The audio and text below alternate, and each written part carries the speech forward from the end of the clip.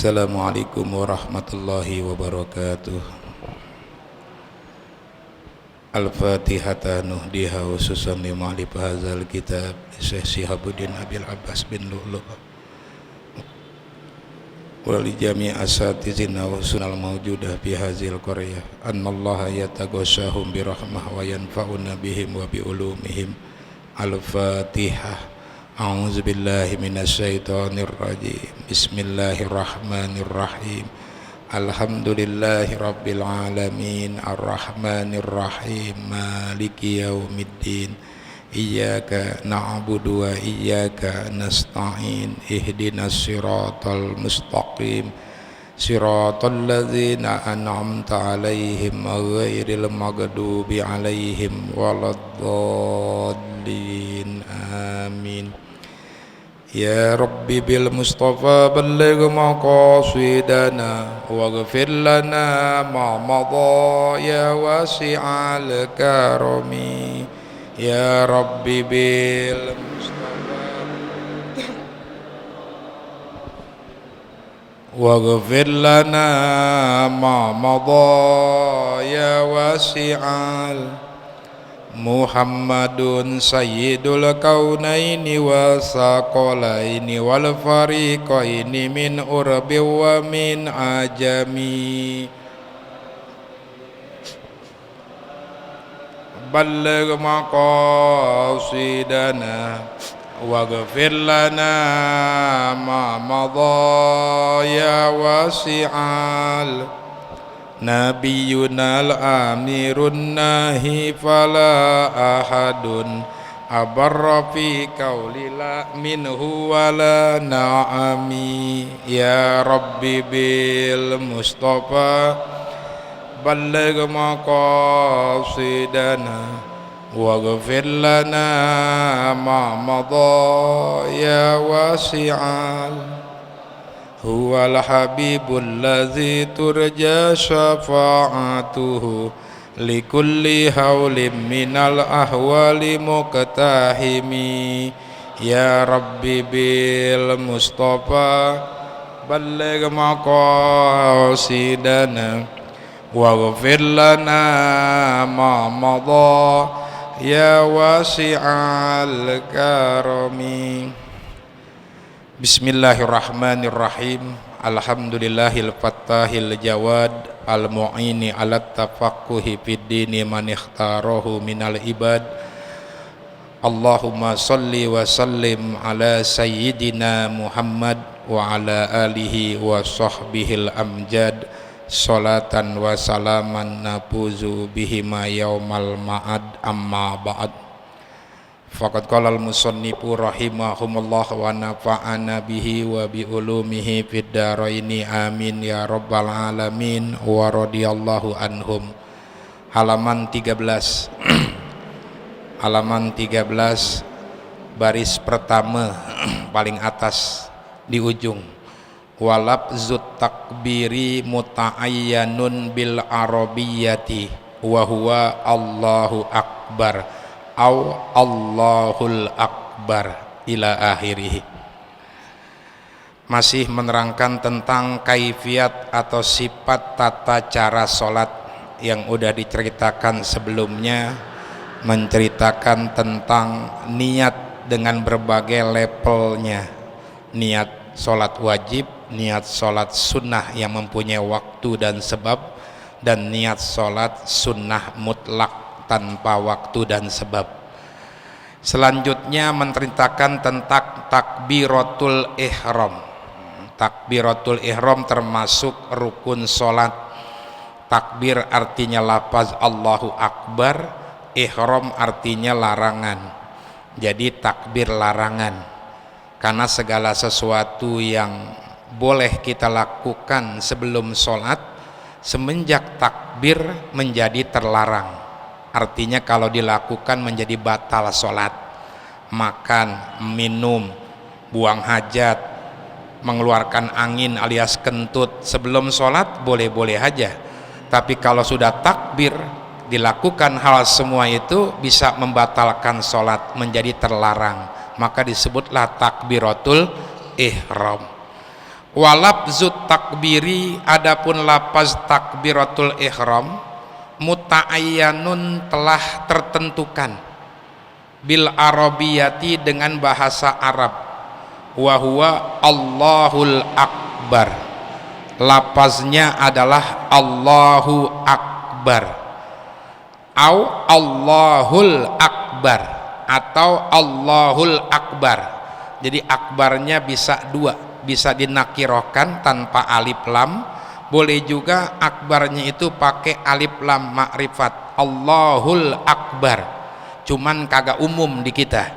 Yang umum itu yang pertama, Allahu Akbar. Nah, ini udah ditentukan, jangan diganti lagi nih hurufnya, kalimatnya, walaupun maknanya nggak jauh berbeda.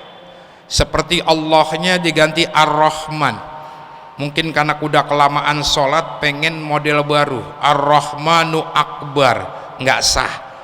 Atau akbarnya diganti A'zam, Allahul A'zam, nggak sah juga. Tuh. Pokoknya udah dibakukan.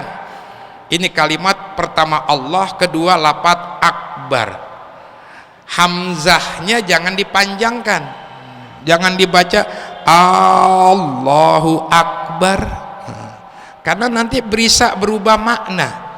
Kalau hamzahnya dipendekkan, Allahu Akbar, ini kalimat khobariyah, kalimat berita, mubtada khobar, yang artinya Allahu, adapun Allah itu akbaru, maha besar. Tapi kalau dipanjangkan jadi istifham, pertanyaan, Allahu Akbar, apakah Allah maha besar? Tuh, butuh jawaban. Khawatirnya makmumnya malah ngejawab, malah ngejawab, ya memang Allah maha besar, tuh khawatirnya tuh. Makanya jangan dirubah tuh kalimatnya, Allahu Akbar. Kalau mau dipanjangin lam jalalahnya, Allahu Akbar, berapa panjangnya? 7 huruf, 14 harkat atau 14 ketukan, tergantung bacaannya. Bacaannya itu cepat, sedang, ataupun panjang. Khususnya ketika bangkit dari sujud, kan panjang gitu, Allahu Akbar. Nah, yang dipanjangkan lam jalalahnya, bukan hamzah lafaz Allahnya. Tuh. Walau askoto harpan minhu, kalau seseorang menggugurkan satu huruf dari lafaz Allahu Akbar, sakata baina kalimataini, atau terdiam antara dua kalimat tersebut, au zada bainahuma wawan, atau menambahkan di antara kedua kalimat tersebut waw, au bainal ba'i warra'i alama alifan, atau antara ba dan ro alif, lam tan akid, maka tidak sah kalimat Allahu Akbar. Kalau seandainya hurufnya satu digugurkan, Allahu Akbar, Allahu Akbar, ro-nya hilang. Tuh. Allahu Abar, kafnya hilang, maka nggak sah. Allahu Akbar, hamzanya hilang. Kan ada tuh Allahu Akbar, maka nggak sah, hamzanya hilang tuh, satu huruf digugurkan, nggak sah. Awsakata, atau terdiam dengan diam jeda yang cukup lama, Allahu Akbar, dibengong dulu tuh antara lafaz Allah dengan Akbar, maka nggak sah, ulang lagi dari awal. Au zada bainahuma wawan au bainal ba'i warra'i alifan, atau menambahkan antara Allah dengan Akbar lafaz waw, Allahu wa Akbar, nggak sah, nambahin huruf waw. Atau antara Akbar, ba dan ro ditambah alif, Allahu Akbar, nggak sah. Bahkan kalau meyakinkan dengan maknanya bisa menjadi fatal akibatnya, karena Akbar maha besar, kalau Akbar gendang besar. Tuh bisa dibayangkan maknanya tuh kalau seandainya merubah kalimat tersebut. Intinya jangan dirubah, itu lafaz Allahu Akbar. Fa in ajiza li khorosin wa nahwihi, kalau seseorang tidak mampu mengucapkan lafaz takbir Allahu Akbar disebabkan karena gagu atau tiba-tiba lisannya tidak bisa berbicara, wajabat tahrikuhu lisanahu wasapataihi tokotahu, maka wajib menggerakkan lidah dan kedua bibirnya menurut batas kemampuannya. Tuh. Jadi kalau seandainya orang yang gagu, gimana takbirnya tuh? Maka wajib digerakin lidah dan kedua bibirnya seolah-olah mengucapkan kalimat Allahu Akbar. Tuh. Fa in lam ya'rifil arabiyata kabbaro bi ayyi lugatin sa'ah. Apabila seseorang tidak mampu memakai bahasa Arab, maka bertakbir dengan bahasa apa saja yang ia kehendaki, bebas dah baru. Cuman ini gambarannya khususnya untuk mu'alaf, orang yang baru masuk Islam, kemudian waktu sholat udah ngepres, nggak ada kesempatan buat belajar. Tuh. Masuk Islam jam 2 siang, pada saat itu dia langsung wajib sholat zuhur. Kalau belajar dulu takutnya keburu masuk waktu asar. Silakan takbir diterjemahkan dengan bahasa Indonesia, Allahu Akbar. Adapun Allah Maha Besar, Allah Maha Besar, Allah anu agung, dan lain sebagainya tuh dengan bahasa yang dia mengerti. Wa alaihi ayyata'allama in amkanahu, tapi tetap wajib dia mempelajarinya apabila memungkinkan untuk belajar. Kalau masih mungkin belajar, belajar dulu bahasa Arab. Fa in ahmahala ma'al qudrati wa dhaqal waqtu tarajjama wa a'ada sholata. Apabila dia menunda-nunda belajar padahal ada kemampuan untuk belajar hingga waktunya menjadi ngepres sempit, maka tarojama wajib diterjemahkan, wa ada sholat maka wajib ngulang sholat, konsekuensinya. Jadi kalau ada orang masuk Islam jam 11 jam 1 masuk Islam, itu kan masih ada kesempatan untuk belajar bahasa Arab walaupun lafaz Allahu Akbar. Tuh. Cuman dia kagak belajar, akhirnya pakai bahasa Indonesia, sah sholatnya. Cuman ulang lagi nanti ketika dia mampu belajar dengan bahasa Arab, ada sholat. Tuh. Wa aqallu takbiri, minimal takbir dianggap cukup, wal qiraati dan juga bacaan, wasairil azkari dan berbagai zikir-zikir. Maksudnya minimal rukun-rukun kauli, rukun ucapan dianggap sah.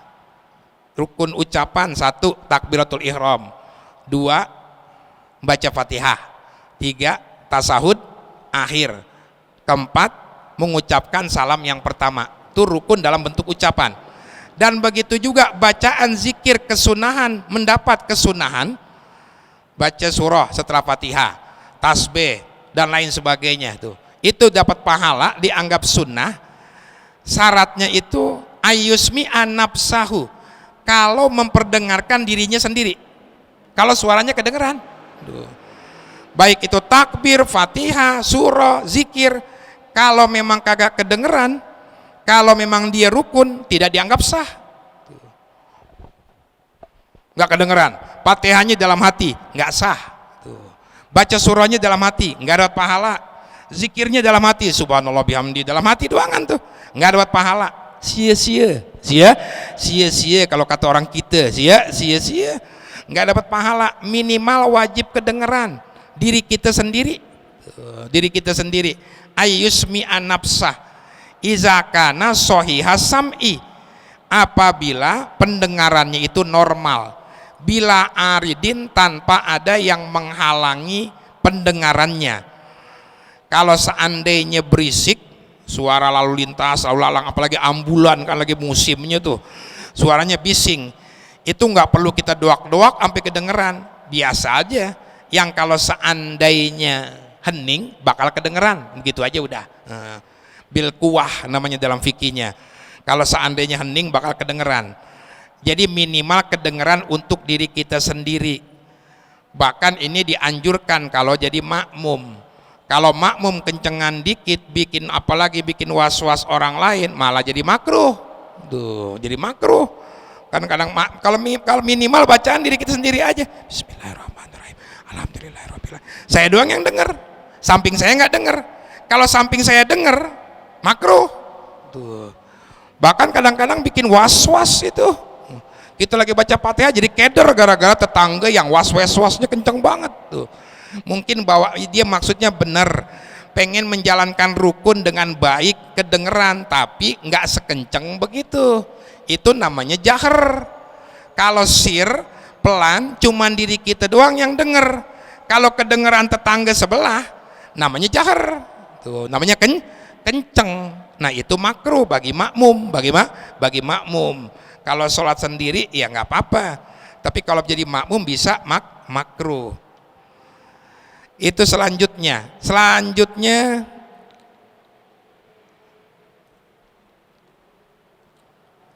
wa yajharul imamu bitakbirati, dan hendaklah mengeraskan suara imam dengan berbagai takbir, kulliha tegasnya seluruh takbir.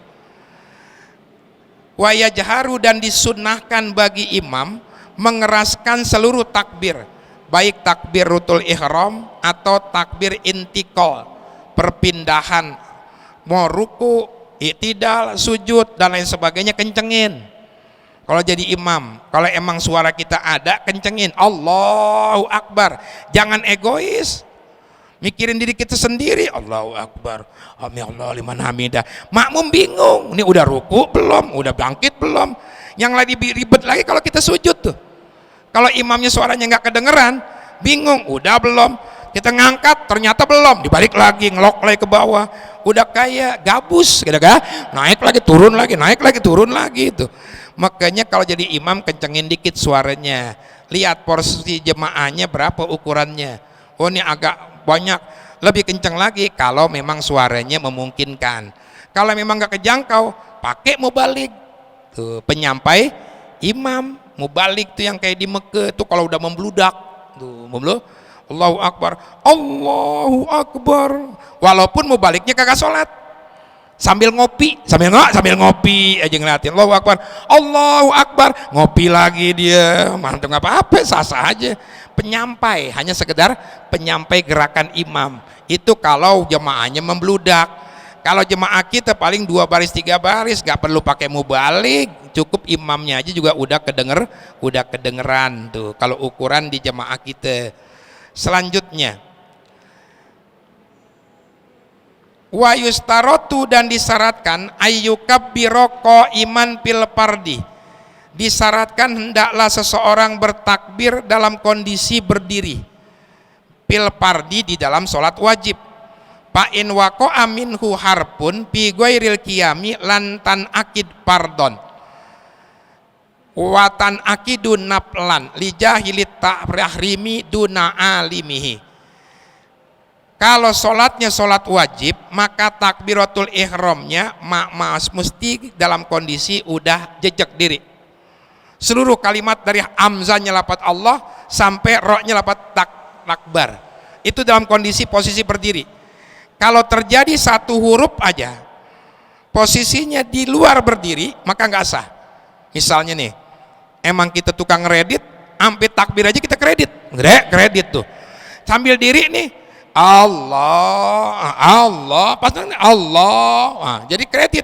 Hamzanya ketika lagi posisi ngangkat, kesononya baru diri, nggak sah, tuh kagak sah, tidak sah menjadi sholat wajib. Tapi sholatnya jadi sholat sunnah. Nah, sholat sunnah. Jadi sholat sunnah, tapi bagi orang yang tidak mengetahui keharaman hukum tersebut. Tapi bagi orang yang tahu, maka jangankan wajib, sunnah pun tidak. Nah, nggak jadi sholat apa-apa tuh. Kalau sebagian takbirnya di posisi selain berdiri.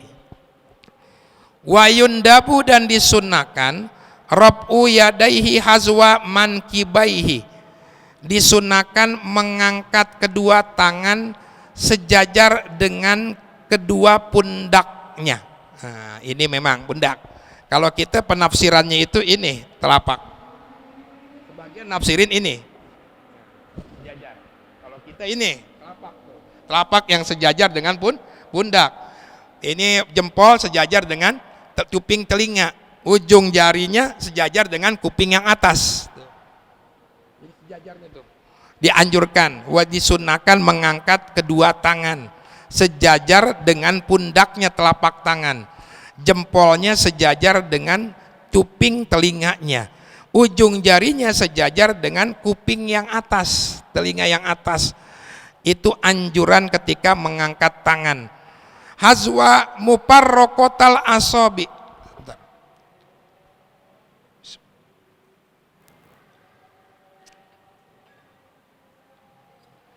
Muparrokotal asobi'i, dengan direnggangkan jari-jarinya. Ma'at takbiri, disertai takbir, renggangin jari-jarinya tuh. Kalau Imam Ghazali nganjurinnya begini tuh, ngadepin ke kiblat tuh. Tapi jangan begini banget ya, kayak trio macan begini mah, dia begini bingung. Allahu Akbar, kayak orang menyakar tuh. Begini dikit tuh. Kalau Imam Ghazali nganjurinnya supaya ujung jarinya itu menghadap kiblat, tapi nggak begitu juga nggak apa-apa tuh. Ngangkat dengan merenggangkan muparrokoh, jangan dirapetin. Muparrokoh, direnggangkan jari-jarinya, agak direnggangkan jari-jarinya. Ma'at takbiri, disertai takbir. Jadi ngangkat tangan disertai takbir. Berarti menandakan takbir itu berbarengan dengan mengangkat tangan. Allah, Allah. Cuman ada dua pendapat. Ada yang pertama, pendapat pertama mengatakan berakhir ketika tangan sudah berada di puncak takbirnya itu. Allahu Akbar. Jadi pas turunnya udah nggak ada kalimat takbir. Allahu Akbar. Baru turun biasa tuh. Nah, yang di umum di kita yang kedua, diawali dengan ngangkat, berakhir ketika meletakkan ke bawah. Allahu Akbar. Tuh, biasanya seperti itu yang kedua tuh. Cuman ada yang lama banget tuh. Yang begini enggak dianjurkan malah. Ketika ngangkat tangan dulu baru takbir. Allah, lama banget begini dulu. Yang udah yang berat itu naik, bukan turun. Nah, yang diperlambat tuh biasa sambil niat tuh. Allahu Akbar. Tuh, biasa. Yang kedua, Allahu Akbar. Tuh yang kedua umum di kita, yang umum di kita dianjurkannya tuh ma'at takbir, disertai takbir. Pa in tarokahu amdan au sahwan atabihi bi asna'it takbiri. Apabila seseorang meninggalkan mengangkat tangan sengaja atau lupa, maka hendaklah mendatangkan mengangkat tangan di tengah takbir. Misalnya kelupaan atau sengaja, malas ngangkat tangan Allah, pas lafaz Allah baru ingat atau baru mau ngangkat, ya udah Allahu Akbar, nggak apa-apa, angkat tuh. Walaupun udah di tengah jalan diangkatnya. Ini menandakan bahwa lafaz takbir dengan mengangkat tangan memang dianjurkan berbarengan ketika awal mengangkat tangannya tuh. La bi asna'it takbiri, la ba'dahu, tapi tidak dianjurkan mengangkat tangan setelah selesai takbir, nggak dianjurkan. Allahu Akbar, nggak dianjurkan udah. Kalau takbirnya udah selesai, ternyata dia nggak ngangkat tangan, maka nggak dianjurkan mengangkat tangan. Udah luput kesunahan mengangkat tangan tuh. Wa takunu kafahu ilal kiblati, dan hendaklah telapak tangannya ke arah kiblat, maksufataini, dalam kondisi terbuka. Takbir dengan mengangkat tangan, tangannya menghadap kiblat, berarti telapak tangan dengan kondisi terbuka, bukan begini, tapi kondisi terbuka dengan direnggangkan jari seperti yang tadi. Wayahuttuhuma ba'da takbiri ila tahti sodrihi wa fawqa surratihi, kemudian langsung meletakkan kedua tangannya setelah takbir ke bawah dada di atas pusar. Memang ada yang menafsirkan dada di sini. Nah, kita tengah-tengah. Ada juga Imam mazhab Abu Hanifah di bawah. Allahu Akbar. Nah, kalau kita Syafi'i tengah. Antara dada dengan pusar di pertengahannya tuh. Pertengahan diletakkan di bawah pusar, di atas pusar di bawah dada. Wa yukbiduku ahu al-aisar bikapihil aiman, dan menggenggam telapak tangan, pergelangan tangan yang kiri dengan telapak tangan yang kanan, digenggam. Cara menggenggamnya boleh begini, telapak tangan pegang begini atau begini tuh, terserah, yang penting genggam supaya ngenceng, supaya nih tangan nggak kemana-mana, bukan begini tapi di sini, dikuk di telapak tangan, dikuk di pergelangan tangan, berarti adanya di bawah dua. Cuman ada anjuran sebagian ulama agak di kiri dikit, tapi di kirinya jangan di kiri kayak gini nih,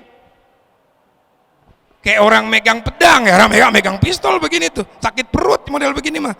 Itu dia si kiri ini seukuran kalau seandainya baku kelingking ada 3, satu bakunya taruh di pusar nyampe tuh. Kalau seandainya taruh sini tuh segini tuh, nanti kita pegang ke sini kan agak kiri begini tuh, bukan begini.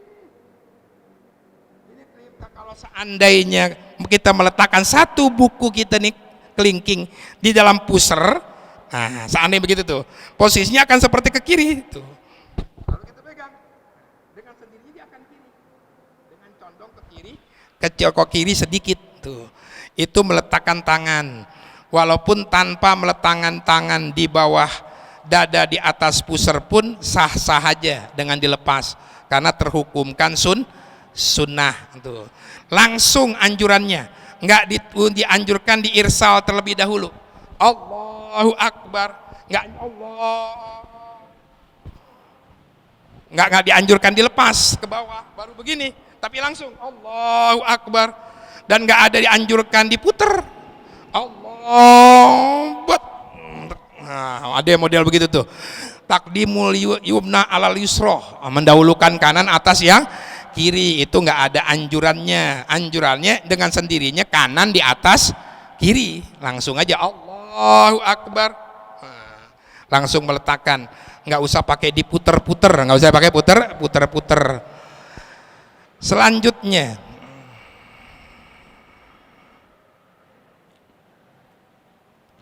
wa yanzuru ila maudhi'i sujudihi, dan kemudian melihat ke tempat sujudnya, memandang tempat sujud dari awal sampai akhir.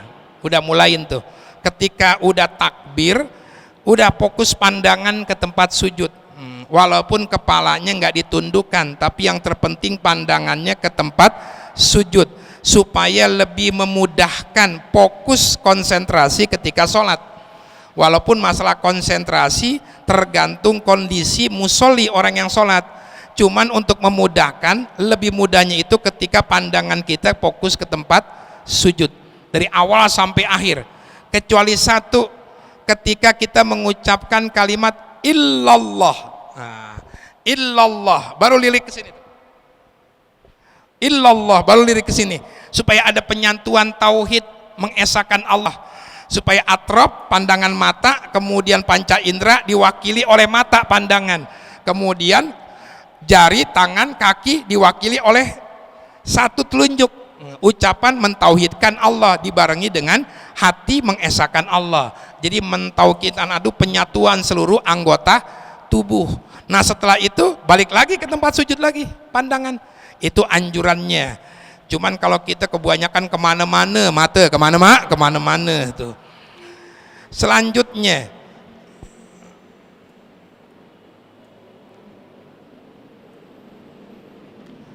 summa yaqra'u du'a al-istiftahi, kemudian disunahkan setelah takbiratul ihram membaca doa istiftah, atau biasa populernya doa iftitah kalau kita bilang itu istiftah. Doa istiftah itu banyak banget kewarid dari Rasulullah. Wa huwa Adapun doa istiftah yang familiar di kita, wajah tu wajhiya ila akhirih. Ini yang paling utama menurut sebagian ulama. Wajah tu wajhiya lillazi fatoros samawati wal ardo hanifam muslima wa ma ana minal musyrikin. Terus inna solati wa mahyaya wa mamati lirabbi alamin la syarika lahu wa bizalikal umirtu wa ana minal muslimin. Ini yang umum di kita. Atau ada juga Allahu akbar kabiro walhamdulillahi kasiro. Itu beda riwayat. Jadi kalau baca itu aja boleh. Wajatu wajhiya boleh, cukup dapat kesunahan. Ada juga Allahumma ba'id baini wa baina khotoyaya kama ba'adna bainil masyriq wal maghrib. Ada lagi alhamdulillahi hamdan kasiran thayyiban mubarakan pih. Segitu doang udah. Doa iftitah juga tuh. Banyak kawarid doa iftitah. Cuma yang umum di kita, yang banyak dipraktekin, wajah tu wajhiyah. Itu aja yang kita cecer dah. Pertama kita udah apal, dianggap utama oleh sebagian ulama. Yang ketiga kita udah dawam, udah rutin bacanya. Tuh, udah Bu, rutin bacanya. Wajah tu wajhiyah. Wa yundabu zalika likulli musallin, dan disunahkan baca doa iftitah ini bagi setiap orang yang sholat, mubtaridin baik sholat wajib, wa mutanapilin dan sholat sunnah.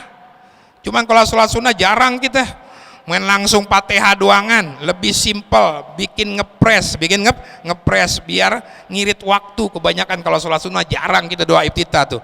Padahal setiap sholat, wa qaidin, dan juga bagi orang yang sholat sambil duduk, wa sobiyin, walaupun bocah yang sholatnya, wa mro'atin, baik perempuan, wa musafirin, juga lagi pergi-pergian jauh, tetap masih dianjurkan doa iftitah. La pi janazatin, tapi tidak dianjurkan kalau sholat jenazah. Tuh. Kalau sholat jenazah habis takbir langsung Fatihah aja, nggak dianjurkan doa iftitah. Karena binaan alat tahfif, karena dianjurkan diringankan sholat jenazah itu. Jangan lama-lama, makanya nggak dianjurkan doa iftitah. Walau tarokahu amdan aw sahwan wa saro'a fit ta'awuzi lam yaud ilaihi. Kalau seseorang meninggalkan doa iftitah baik sengaja ataupun lupa, dia langsung baca ta'awuz atau langsung baca bismillah, jangan balik lagi ke doa iftitah. Misalnya nih, Allahu akbar, baik sengaja ataupun lupa, a'udzubillahi minasyaitonirrajim, atau kita nggak baca a'udzu, bismillahirrahmanirrahim, dalam hati oh iya belum doa iftitah ya, nggak usah doa iftitah, udah luput kesunahannya. Karena udah terlanjur baca bismillah, udah terlanjur baca ta'awuz walaupun kelupaan. Kelupaan udah langsungin aja, berarti udah nggak sunnah baca doa iftitahnya tuh. Selanjutnya, walau ahroma, apabila ia takbiratul ihram, ini makmum, pa'ammanal imamu akibahu, ternyata pa'ammanal imamu akibahu, kemudian imam amin setelah ia takbiratul ihram, ammana ma'ahu, maka boleh dia amin bersama imam, summa istabtaha, baru kemudian baca doa iftitah. Artinya nggak gugur kesunahan baca iftitah. Dia lagi takbiratul ihram, Allah makmum nih jatuhannya, imam udah walad dolin, pas kita Allahu akbar, giran amin, baca dulu amin, baru doa iftitah. Kan udah keburu baca amin, nggak apa-apa, itu ada hubungan dengan sholat, mendengar ada kesunahan, maka boleh, nggak gugur disebabkan membaca amin, tetap disunahkan baca doa iftitah. Tuh. Walau ahroma pasallamal imamu qabla qu'udihi istabtaha. Kalau seseorang takbiratul ihram nih makmum, ternyata imamnya lagi tahiyat akhir, pas takbiratul ihram selesai imamnya keburu salam, qabla qu'udihi, dia belum sempat duduk, dan jangan duduk, istabtaha, maka sunnah doa iftitah. Tuh. Ini contoh, imam lagi tahiyat akhir, dia takbiratul ihram, Allahu Akbar. Pas takbirnya selesai, imam salam, Assalamualaikum warahmatullah. Jangan duduk, terusin sholatnya, dapat fadilah berjamaah. Cuman paling bontot tuh, paling akhir. Dan sunnah doa iftitah. Sunnah doa iftitah, karena dia belum sempat bergerak. Bergerak tuh. Berbeda walau ahroma walau adroka wa in ada pasal lama pakoma pala tuh. Apabila ia duduk kemudian mengucapkan salam pakoma, maka dia berdiri lagi pala, maka nggak sunnah. Contoh yang kedua, dia takbiratul ihram, imam lagi tahiyat akhir, Allahu Akbar, imam belum salam, maka langsung duduk, dia ngikut tahiyat akhir. Pas duduk baru at-tahi, imam kan assalamualaikum warahmatullahi wabarakatuh, maka dia jangan terusin tahiyat, langsung aja diri Allahu Akbar. Nggak sunnah baca doa iftitah, langsung Fatihah aja. Kenapa? Karena dia udah sempat bergerak, udah sempat bergerak katanya tuh. Walau adrokal imama ko iman wa alima imkanahu ma'at ta'awuzi wal fatihati atabihi. Kalau dia menemukan imam lagi berdiri dan dia mengetahui memungkinkan membaca doa iftitah, ta'awuz dan fatihah, maka silakan membaca doa iftitah. Nah, jadi kalau jadi makmum nih, kalau kita makmum ketinggalan, lihat sikon dulu, kondisi dulu. Kalau imamnya, wah kayaknya imamnya imam subuh, bacanya lama nih, udah waladolin sih, cuma baca surahnya lama. Jadi kalau memungkinkan nih baca doa iftitah juga, baca a'udzub juga, baca fatihah juga, nggak bakalan ketinggalan, nggak keburu ruku imamnya. Maka sunnah baca doa iftitah. Kalau memang memungkinkan, karena bacaan imamnya masih lama tuh. Fa in sakka lam yastatih. Tapi kalau seandainya ragu-ragu, nggak sunnah baca iftitah. Allahu Akbar. Kira-kira keburu nggak baca doa iftitah ya? Buru nggak, ketinggalan nggak Fatihah saya nih gara-gara baca doa iftitah? Kalau ragu-ragu begitu, udah Fatihah aja langsung. Baca Fatihah aja langsung. Walam ya ta'awas, bahkan jangankan doa iftitah, ta'awuzu juga nggak perlu. Bal yasra'u fil fatihati. Akan tetapi langsung baca Fatihah. Tuh. Kalau imamnya diperkirakan surahnya pendek, kalau seandainya dia membaca doa iftitah, maka Fatihahnya bakalan ketinggalan. Jadi mendahulukan yang sunnah, meninggalkan yang wajib. Jadi cul dog tinggal igel, kata orang Ciamis. Itu meninggalkan yang wajib tapi mengerjakan yang sunnah. Doa iftitah dikerjain, dibaca, Fatihahnya jadi ketinggalan. Mendingan hilangkan kesunahan, jangan baca doa iftitah, langsung aja baca Fatihah. Kalau feeling kitanya nggak bakal keburu, imamnya baca surat pendek, langsung aja baca Fatihah. Fa in roka'a al imamu qabla yutimmaha roka'a ma'ahu. Kalau seandainya kita baru baca Fatihah hanya beberapa ayat saja, ternyata imamnya keburu ruku, ya langsung kita ruku bersama imam. Nggak perlu disempurnakan Fatihahnya, nggak perlu disempurnakan Fatihahnya. Kalau posisinya kita nggak baca doa iftitah sebelumnya.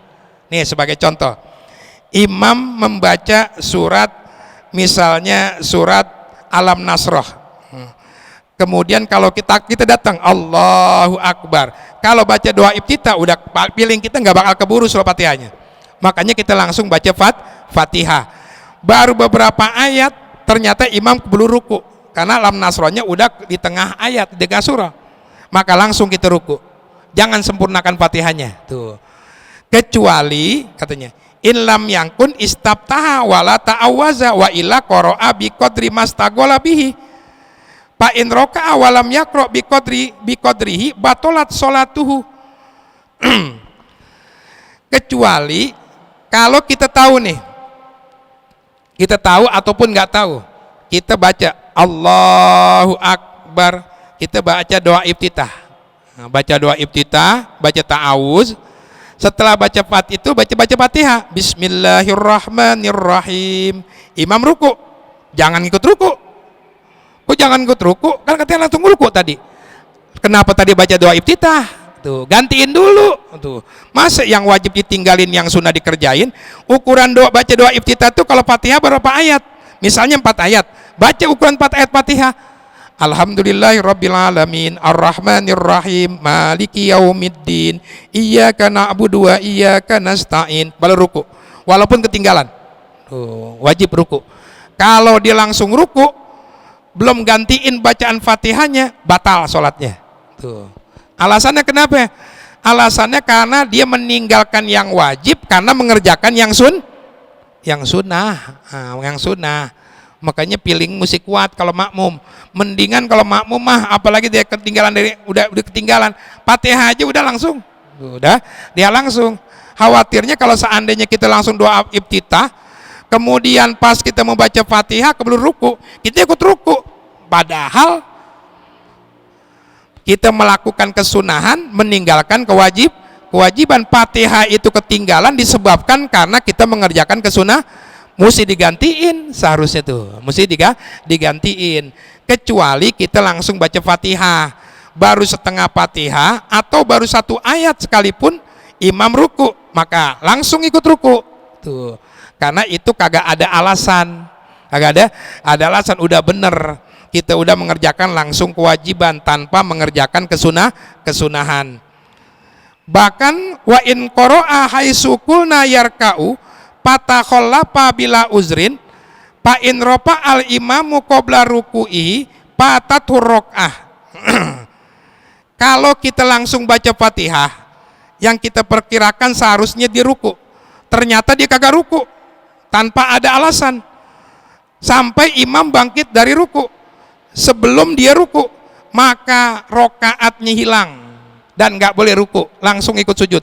Nih sebagai contoh, kita takbiratul ihram, Allahu Akbar, langsung Fatihah, Bismillahirrahmanirrahim, Alhamdulillahirabbil alamin.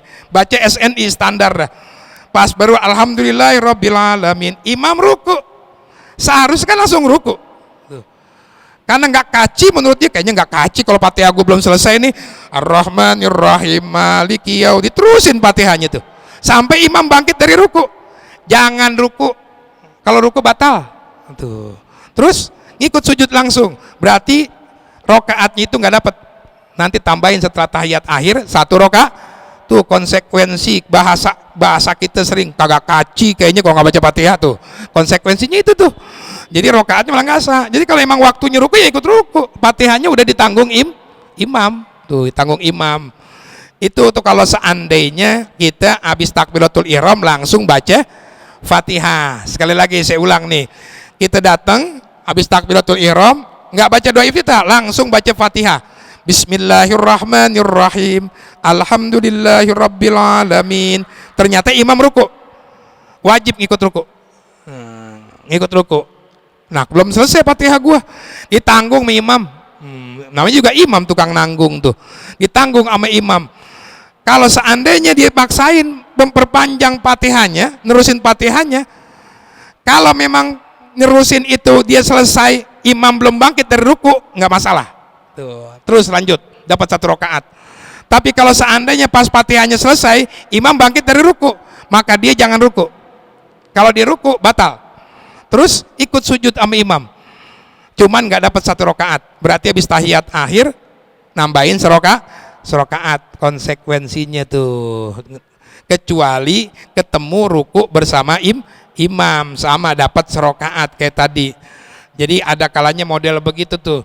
Begitu juga rokaat kedua, nggak kerasa begitu tuh. Rokaat kedua sering masbuk kita, apalagi imamnya super cepat tuh. Kita naik ke atas padahal standar tuh.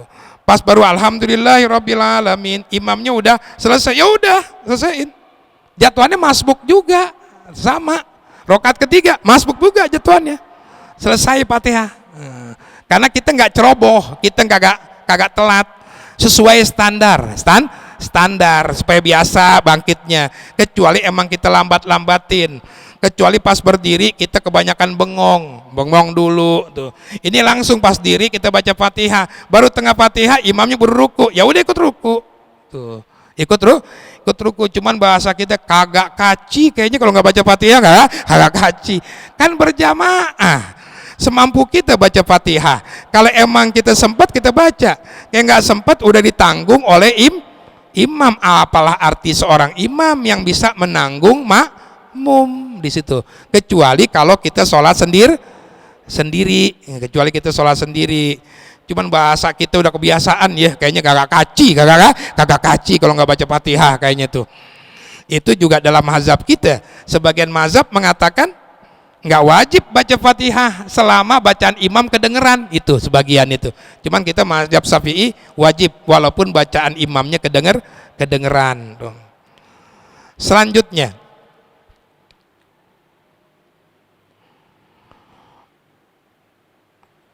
walam pain saka pain roka'a wayundabu, dan disunahkan ba'dahu setelah baca doa iftitah, apa a'udzubillahi minasyaitonirrajim, kamat a'udzu, yaitu ta'awuz, wa yata'awwazu fi kulli rakaat, disunahkan ta'awuz di setiap rakaat, wa fil ula akadun, dan di rakaat pertama sangat dikuatkan dibandingkan rakaat yang lainnya. Sebelum baca bismillah ta'awuz dulu. Sawaunil imamu wal ma'mumu, baik bagi imam ataupun makmum, semua disunahkan. Wal munfaridu wal mubtaridu wal mutanapilu, baik orang yang sholat sendiri, sholat berjamaah, orang yang sholat wajib atau sholat janazah, sholat sunnah, hatal janazati, bahkan hingga sholat jenazah sekalipun ta'awuz dianjurkan, karena ta'awuz ini simple, nggak terlalu panjang tuh. Wa yusirru bihi fisriyah wal jahriyah, cuman ta'awuz dianjurkan pelan, fisriyah pelan, baik di sholat yang pelan zuhur asar ataupun yang jahriyah maghrib isya subuh, tetap sunnahnya dipelankan, itu ta'awuz. Baru kemudian summa yaqra'ul fatihata, kemudian baru membaca Fatihah. Insya Allah kita lanjut pada pertemuan yang akan datang. Wallahu a'lam bissawab. Al-Fatihah. A'udzubillahi minasyaitonirrajim. Bismillahirrahmanirrahim. Alhamdulillahirabbil alamin, arrahmanirrahim, maliki yaumiddin. Iyyaka na'budu wa iyyaka nasta'in, ihdinas siratal mustaqim, siratal ladzina an'amta 'alaihim ghairil maghdubi 'alaihim waladdallin. Amin. Allahumma salli wa sallim ala sayyidina Muhammadin miftahi babi rahmatillah adada ma bi ilmillah, salatan wa salaman daimaini bidawami mulkillah wa ala alihi wa sahbihi. Allahumma ja'al fi ta'atika farahi wa sururi wa bi mardatika jami'a umuri. Allahumma ya alim bihalati wa muttali ala sarairi wa niyati, ikdi jami'a hajati waghfir zunubi wa sayyiati wa tajawaz an khati'ati wa zallati wa taqabbal jami'a hasanati wa samihni bima madha wa ma ya'ti waktubni bi diwani sadati